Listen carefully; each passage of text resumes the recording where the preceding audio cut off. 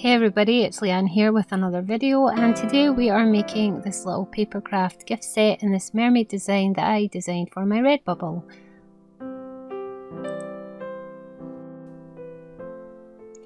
There is a link below in the description for the blog post which has this PDF and another one with assorted size tags for you to print out.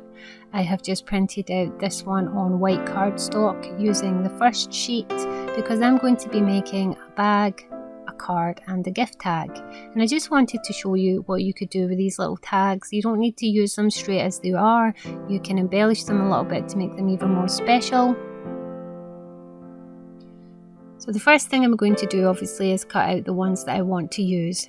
I'm going to be using this large one here for the paper bag that I'm going to create later. I'm going to be using the two smaller ones at the side there together to create a 3D little greeting card, and I'm going to be using one of the tags now, but later on I end up using another tag as well. So I'm just cutting them out, and then I'm using just a paper punch to put the hole back in the tag and just getting everything ready. I'm cutting my two medium images here. Now one of them I'm just going to cut out as the little square or rectangle, whatever it is, and use it exactly like that. But the second image I am only going to cut out the mermaid herself, and I'm going to leave myself a tiny little border around the mermaid so she looks a little bit neater and a little more shop bought rather than something I've cut out myself.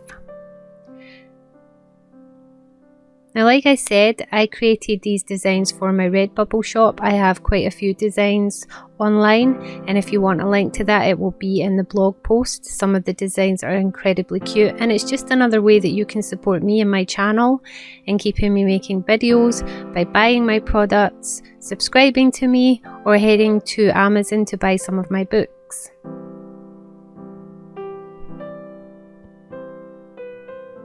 So I have everything cut out here. As you can see, she fits nicely over the mermaid on the other image. And now I am going at them with some glitter gel pens. I really love adding these extra details to paper crafts because it takes something that is cute to yet another level. It looks more professional, it looks like a more expensive version of something. So the first thing I'm doing is taking a fuchsia pink glitter pen and just drawing some extra lines on her hair. I'm just going over lines that are already there, and this adds some sparkle that is subtle but really cute. And I'm taking a gold gel pen to go around my starfish, and I do go over the little dots with this colour, but I come back later with a darker colour because I feel it's just too light. And everything I do to one of the images I'm going to do to all three to make my little gift set coherent. Gel pens are pretty inexpensive. I've put a list of the things that I use to do this on the blog post with links to some products on eBay, so if you don't have any of these things, these are sort of the things I use a lot, so buying them this one time, you'll use them in a lot of crafts. I'm going over the little scale details on her tail with a green one. Now this was a metallic gel pen as I couldn't find my glitter gel pen, but it still looks really cute. I'm going over the little fins with a light gel pen. These are details that are already on the image itself. You just have to trace over, so you don't have to be artistic and try and add these details. You're just simply going over the same details with a glitter.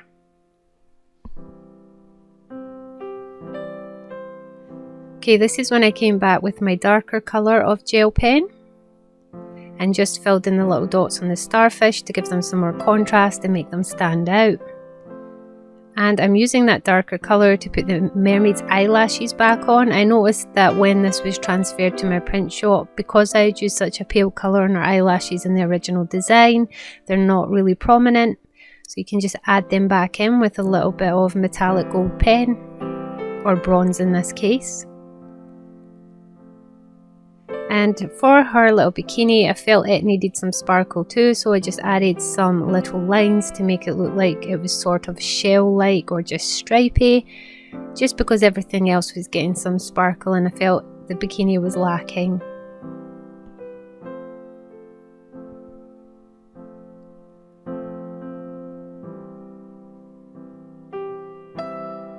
Okay, so now to the tag.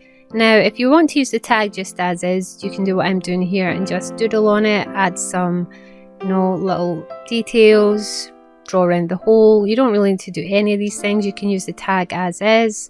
I'm rounding the corners. I'm just showing you that no matter what it is you start with, you can always change it in some small way to make it more your own. I'm just rounding the tag.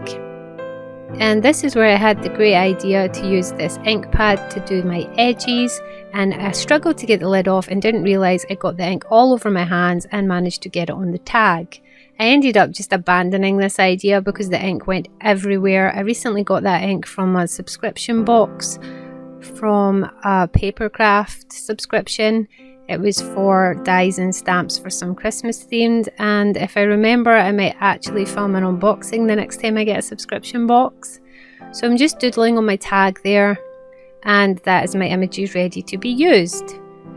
Okay, so the first thing I'm going to do is take my 3D image and add some of these foam adhesive dots to the back of her.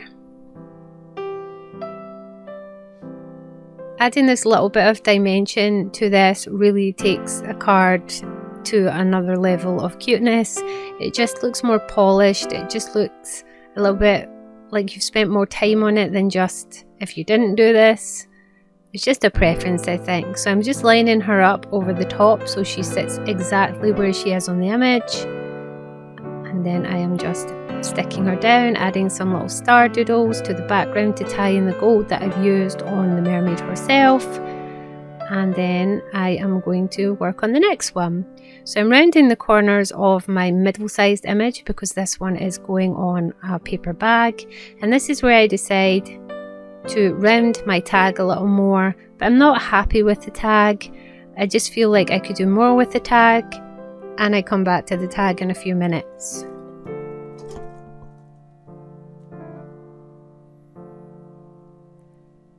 Okay, at this point I think I was looking for paper to use behind my mermaid.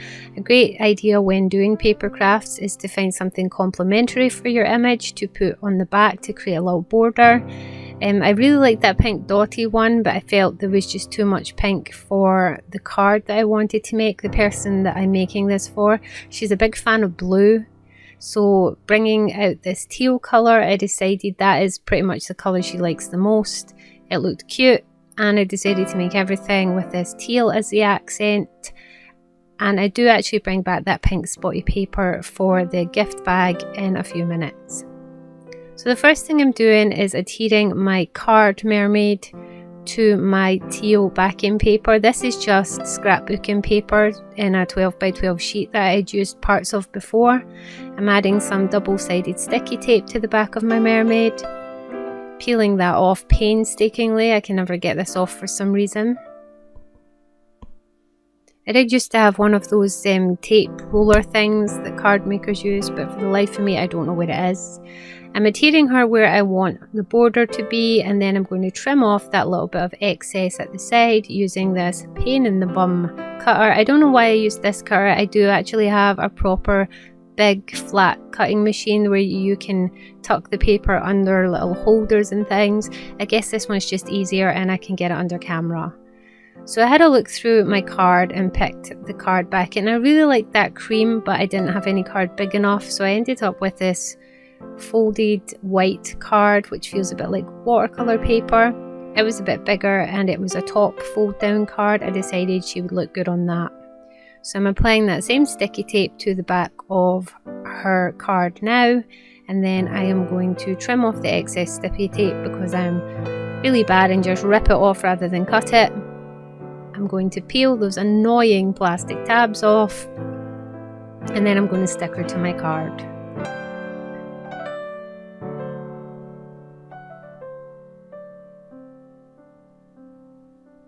So I tried to line her up with the top edge and the side edge and then trim off the bottom, and I had a lot of bother cutting through this card. Like I said, it was like watercolor card which had been made into a card. That made no sense. It had been made into a greeting card, and I couldn't get my blade to cut through both layers of it even when I tried to press harder. I think I was just having problems with this project completely. It was just one of those days. I mean, a project I make always has something go wrong. If it doesn't, then there's something wrong, because I am the queen of clumsy. So this is me just trimming it down for the 50th time, and ended up reverting to scissors just to get the last little bits of it. And then for some reason, when I cut the bottom here, it cut first time. Like there was no problem, so I don't know what that was all about. Just cut off nice and cleanly. Okay, so that is the first part of this project. That is the card. And I decided, of course, it needed something extra. You don't need to do this. I added a little bit of this Mod Podge Dimensional Magic, which is like a thinner version of glossy accents, just over the little starfish and the bikini. Then I'm taking here a Wink of Stella pen in clear. I had bother getting the lid off because I forgot how to use this pen. It's been a while since I've used it. And I just go over the tail fins with the Wink of Stella here. I absolutely love this pen. It just is a very subtle shimmer. And if you want links to where I got mine, then I've put everything on my blog post. So, I mean, she looks cute like this, but you know, I'm extra. Like I've said in every video, it can never have enough sparkle. So I'm using these little blue diamantes. These are for card making. I never bought these were gifted to me, and I'm just putting a few of these to represent little bubbles under the ocean, just dotting them around sporadically. I mean, you don't want to overdo it. If you do add some of these rhinestones, you just want that little peak of sparkle that will just really adorn the card and add to the picture. So I can say that that card is done. And now I am moving on to part B, which is my tag. I know you thought I had finished with the tag, but like I said, I wasn't happy with it. I didn't think it looked good with the things that I was making, and I wanted some of this teal to be part of my tag. So I cut off the top edge of my tag. I add some adhesive, the double-sided sticky tape, to this little tag here. And using a bit of the scrap teal that I'm not going to use on my paper bag, I adhere this to that bit of card. I love patterned paper. I think it makes a huge difference to the project. I'm not quite sure where I got this particular pattern, but I did find a teal set on Hobbycraft that I have linked to in the blog post, which has a nice teal coloured sheet if that's the colour that you want to go for. Otherwise, just use whatever paper you think goes nice with your project. Okay, so I got a brown craft tag out, and I used that as my template to cut out this new tag that I'm making. I'm just trimming around, and I decided why not use it as my backing so that I had a nice even back to write on. I really love brown craft tags. I'm obsessed with making tags. So I add the same double-sided sticky tape to the back of my little new mermaid tag that I'm making. I mean, that's a great thing about paper crafts, is you can customize and change them any way you want. I'm just taking off the tape, and I adhere it to fit perfectly on my tag, smooth it down and trim off the excess.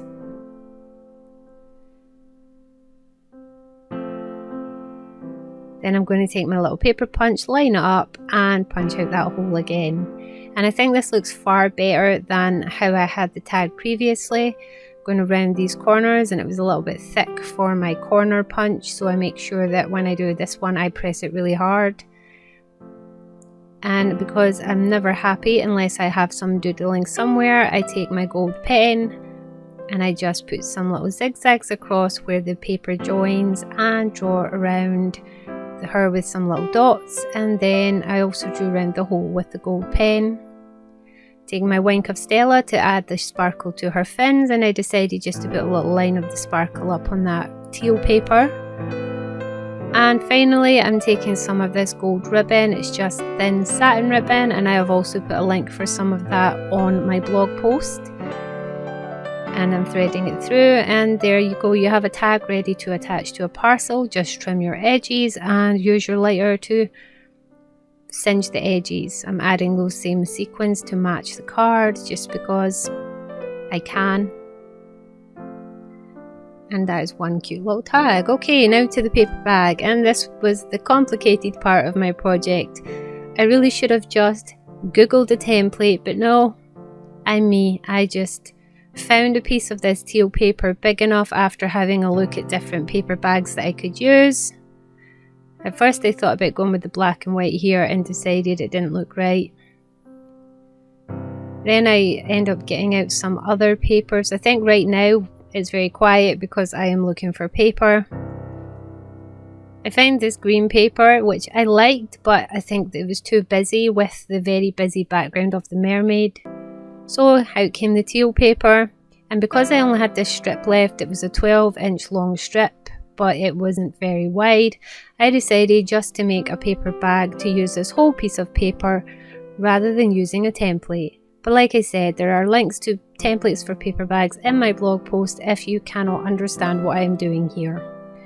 So the first thing I do is I'm taking my piece of paper and measuring. It really was still 12 inches. And I score it at the halfway mark, which is 6 inches. And then on either side of that line, I'm just folding it so I can see it more, 1/2 inch either side of that line, I score another 2, and this is going to be the base. So the first line that I made will fold in the way just to give the base a little peek inwards, and then the other 2 bits will fold how they should fold. If you can kind of make that out in the video, I'm not explaining it very well. So that will be the base of the bag. Okay, so on the sides I'm marking 1 inch in on each side. These will be the side flaps that fold over and get stuck together. I'm just checking where that inch was because I couldn't see. I do that on both sides of the bag at 1 inch in.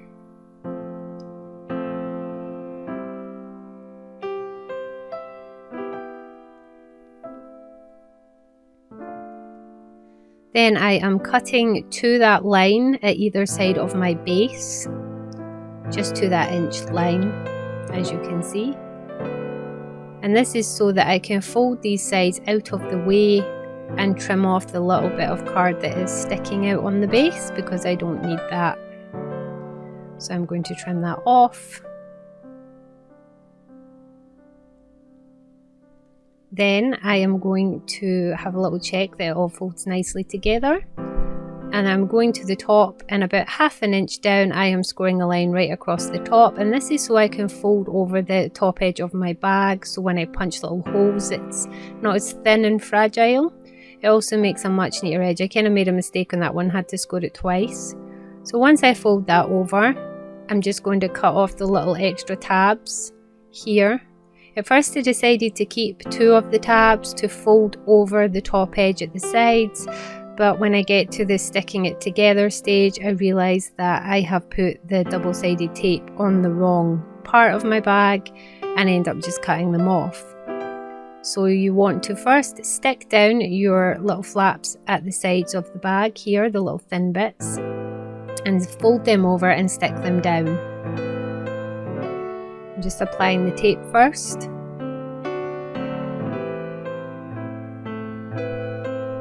And it looks like I just decided to apply the tape while I was at it, and this is where I made the mistake. This sticky tape I'm putting on the sides here, I should have not put the sticky tape on these parts where the little flaps are at the top. I should have put them on the other part of the bag at the other side.